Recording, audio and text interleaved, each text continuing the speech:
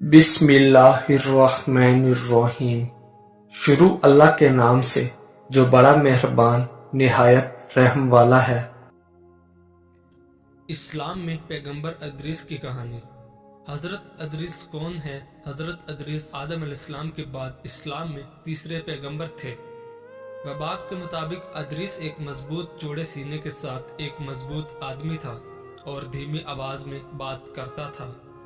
یہ بھی کہا جاتا ہے کہ وہ لمبا اور خوبصورت تھا اور ہمیشہ پرسکون انداز میں بات کرتا تھا۔ حضرت ادریس علیہ السلام فکری طور پر بہت متجسس تھے۔ وہ اس کائنات کی وسعت پر غور کریں گے جسے ان کے خالق نے بنایا ہے۔ آسمان، زمین، چاند، ستارے اور بادل۔ قرآن میں 2 آیات کا ذکر ہے جو حضرت ادریس علیہ السلام طرف اشارہ کرتی ہیں اور ان کے کردار کی گواہی دیتی ہیں۔ وَاذْكُرْ فِي الْكِتَابِ ادریس إِنَّهُ كَانَ صدیقا نبیّا، اور کتاب میں ادریس کا ذکر کرو، در حقیقت وہ ایک سچے آدمی اور نبی تھے۔ حضرت ادریس علیہ السلام حضرت آدم علیہ السلام کی زندگی میں پیدا ہوئے۔ وہ میان سیٹ کے پیروکاروں میں سے تھا اور میان کی موت کے بعد آدم کی اولاد پر حکومت کرتا تھا۔ وہ سچا، صابر اور ایک غیر معمولی شخص تھا۔ ابو ذر کی حدیث میں آتا ہے کہ ادریس وہ پہلے آدمی تھے جنہوں نے بنی نوع انسان کو پڑھنے لکھنے کا فن متعارف کرایا۔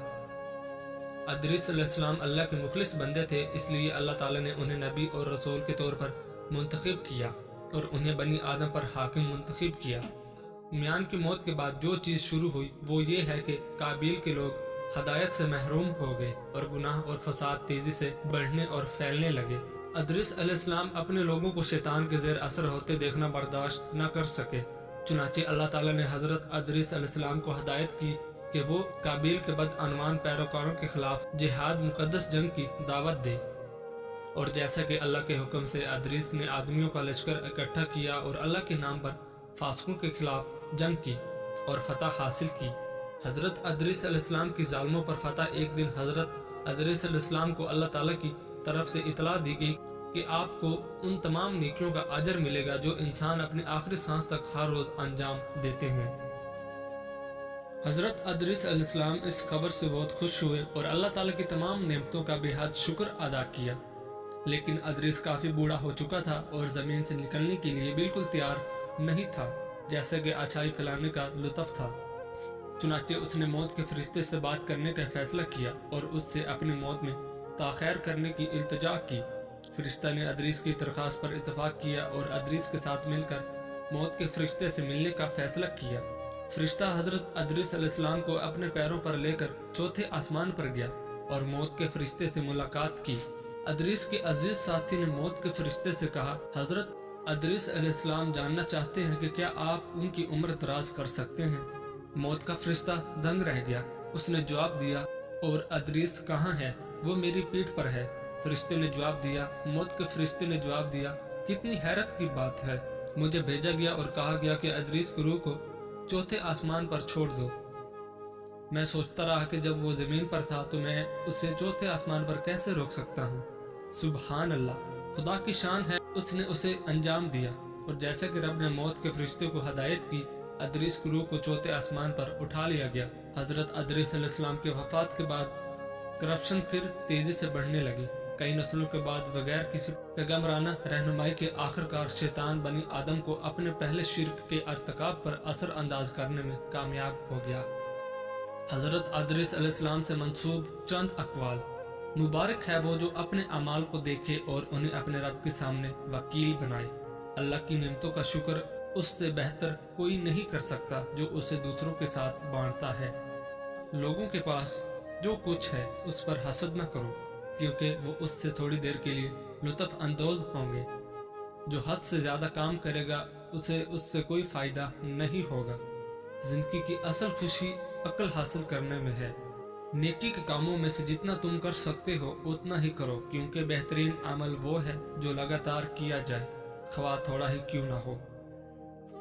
جس رات تمہیں نیند نہ آ رہی ہو تو سمجھ جائیں بہت جلد تمہیں دولت ملنے والی ہے۔ کھانا کھاتے ہوئے اور نیند میں اگر چھینک آ جائے تو سمجھ جائیں آپ دولت سے مالا مال ہونے والے ہو۔ رشتے نبھانے کے لیے وعدے یا قسموں کی ضرورت نہیں، बस दो खूबसूरत दिल हों, एक एतमाद वाला और दूसरा एहसास वाला। हर दोस्ती के पीछे कोई न कोई मुफाद होता है। मुफादात के बगैर कोई दोस्ती नहीं होती। ये एक कड़वा सच है। जैसे एक सूखा हुआ दरख्त अगर आग लग जाए तो पूरे जंगल को जला देता है, इसी तरह एक बदमाश बेटा पूरे खानदान को तबाह कर देता है। जिल्लत बर्दाश्त करके इस जिंदगी को बचाने से बेहतर है कि मर जाओ। जान का ज़िया लम्हा भर का गम तो देता है, लेकिन जिल्लत जिंदगी का हर दिन गम लाती है। एक दिन में जब आपको कोई परेशानी नहीं आती है, आप यकीन कर सकते हैं कि आप गलत रास्ते पर सफर कर रहे हैं। दिल और दिमाग के दरमियान तनाज़ा में अपने दिल की पैरवी करें। एक वक्त में एक काम करो और ये करते वक्त अपनी पूरी रूह को इसमें डाल दो, बाकी सब को छोड़कर। हमें माजी के बारे में परेशान नहीं होना चाहिए और ना ही हमें मुस्तकबिल के बारे में फिक्रमंद होना चाहिए। समझदार लोग सिर्फ मौजूदा लम्हे के साथ मामला करते हैं। इंसान पैदाइश से नहीं अमाल से अजीम होता है। अगरचे सांप जहरीला ना हो, उसे जहरीला होने का बहाना करना चाहिए। अगर किसी रिश्ते को खुफिया होना चाहिए तो आपको इसमें नहीं होना चाहिए। दो बातों पर अमल करें। आपको फोन ना करने वाला खुद दिन रात फोन करेगा। इसके लिए सबसे पहले आपने नींद खराब करना, तड़पना, रोना और उसे बार बार मैसेज करना या कॉल करना, उसे ये महसूस करवाना कि मैं बहुत अजियत में हूँ। तुम्हारे छोड़ने से ये सब कुछ आपने नहीं करना है। बस आपको उसे एहसास दिलाना है कि जिस तरह वो आपको छोड़कर गया, उसको कोई फिक्र नहीं, आपको भी कोई।